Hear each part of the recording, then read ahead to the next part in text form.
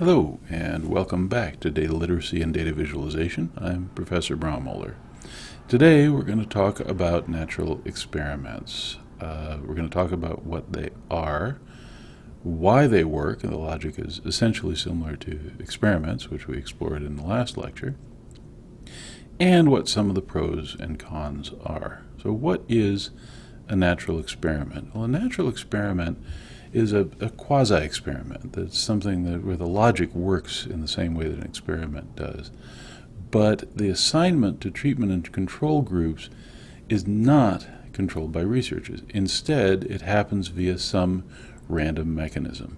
And this is known as if random assignment. That is, the assignment to treatment or control groups doesn't necessarily happen in a purely random way, but it happens as if random assignment had occurred.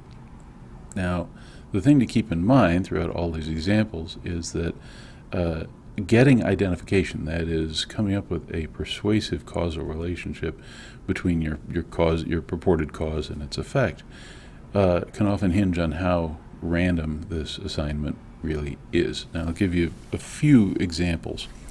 I think one of the most well-used examples in the medical field is identical twin studies.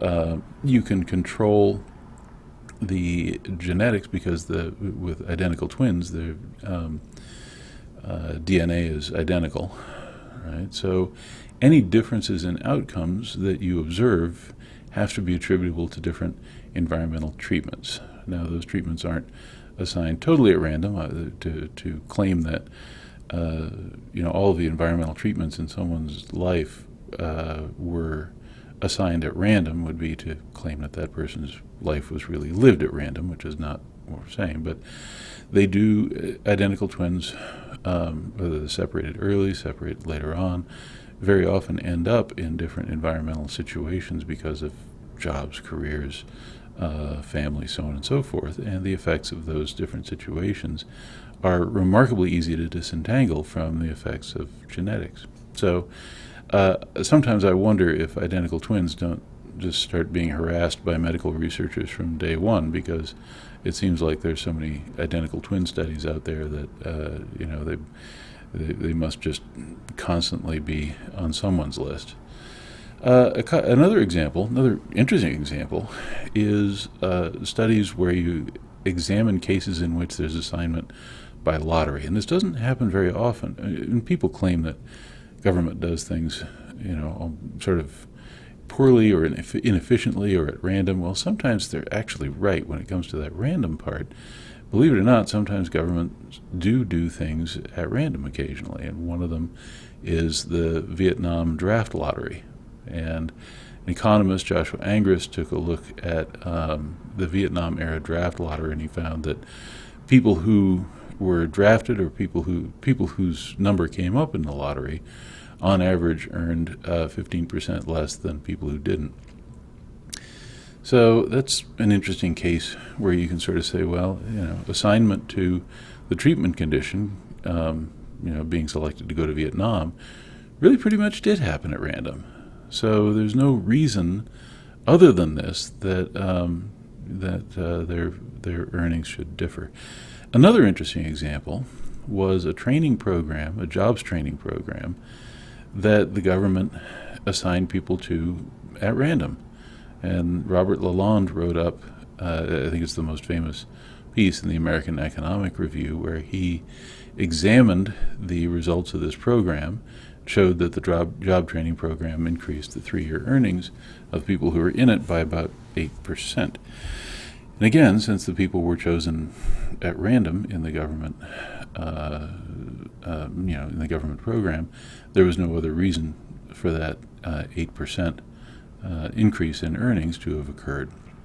So these are cases in which the government actually pretty much does randomize between one group and another, and researchers can take advantage of that randomization to create a natural experiment, or to explore the natural experiment that results. Here's another interesting example. The map on the right is the map of the Broad Street pump and the surrounding cholera deaths. It was created by John Snow, and we talked about it in an earlier lecture, I think. It was one of the classic examples of an outstanding data visualization. At the time, just to recap, at the time, the mid-1800s, most people thought that cholera was produced by what they called miasma, or bad air. And John Snow had a theory that it was caused by water, and so he created this map to show that that there were clusters of cholera deaths around specific pumps in London, and the Broad Street pump is one of the most conspicuous, right just toward the center of the display. Now, there's a lesser-known part of that study, which is equally interesting, if not more interesting. There were two main water companies in London at the time. Southwark and Vauxhall was one, and Lambeth was another. And they both took their water out of the Thames. Now, the Thames, at that point, was absolutely filthy. Sewers emptied into it. People threw their garbage into it. It was you really didn't want your drinking water coming from the Thames in the mid-1800s. So one of them, Lambeth, moved its intake pipe farther up the Thames to try to avoid all that, right? To get upstream, you get the drinking water from upstream before people in London have a chance to pollute it. Well, the Southwark and Vauxhall people didn't.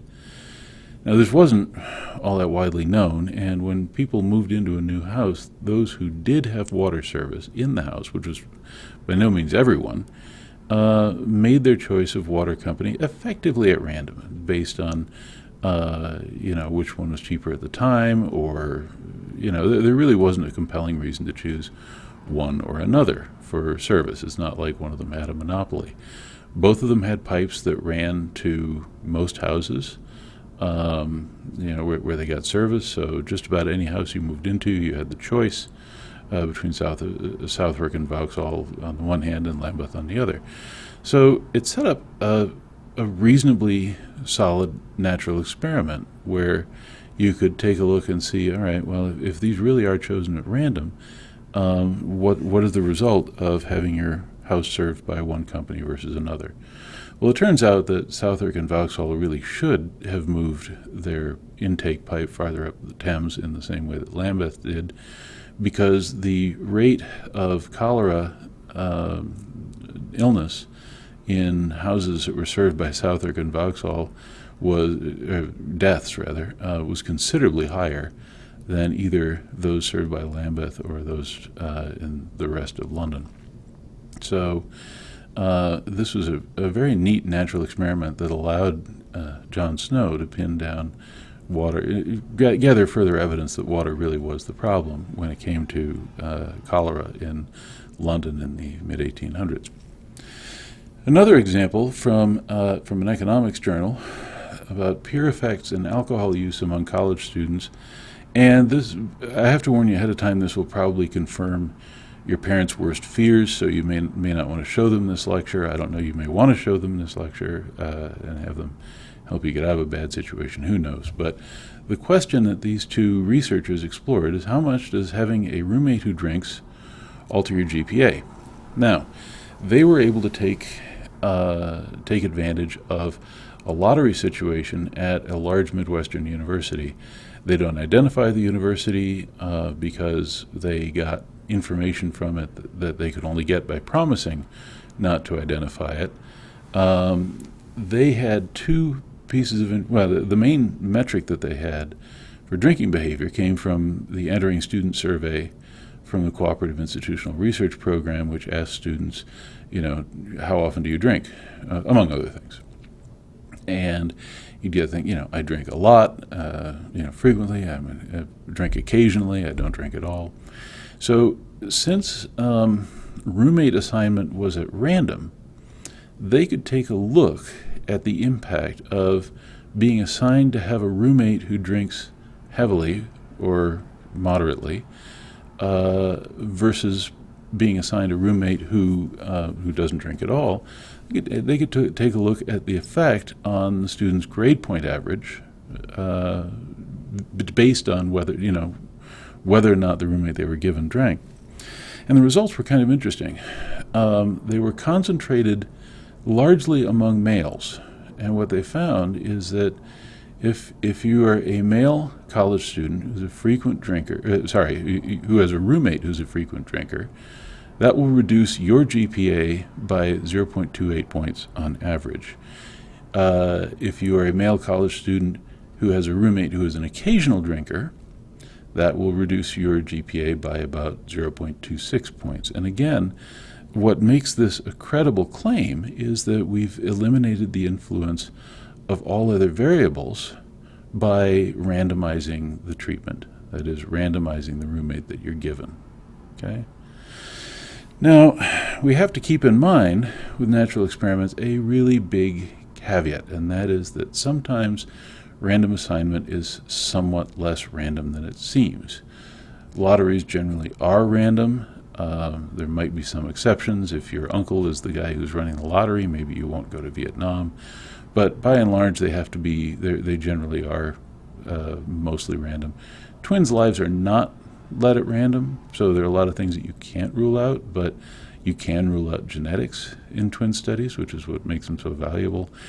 If you're looking at comparisons across district boundaries, that is, for example, some studies take a look at housing values. They'll find situations in which there's a street where the houses on one side of the street belong to one school district and the houses on the other side of the street belong to the other school district. Well, that's a pretty nice natural experiment design because there really isn't much of a reason for houses on one side of the street to have a greater value than houses on the other side of the street, except for assignment to a particular school district, right?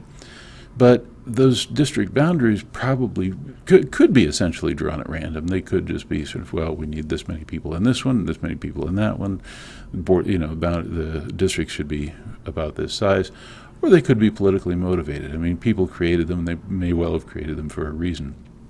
So you really do need to, the big caveat with natural experiments is you need to take a careful look at how random assignment really is.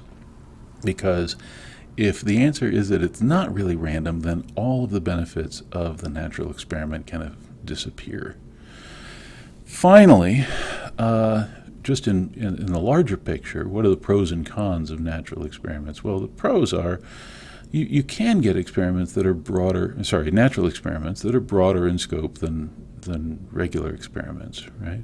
As we've seen in this brief list of natural experiments, sometimes governments actually do act at random and produce assignment mechanisms that you can use in a natural experiment that give you answers to some pretty big questions. Right? Now, the downside is natural experiments can be really hard to find. If you're reading a history book and you find out something really did happen at random, then pounce on it and ask, what were the consequences of this for the assignment group and for the non-assigned, for the treatment and the control group, right? But if you limit yourself only to looking at phenomena where you can find a natural experiment, it can limit the kinds of questions that you ask pretty dramatically.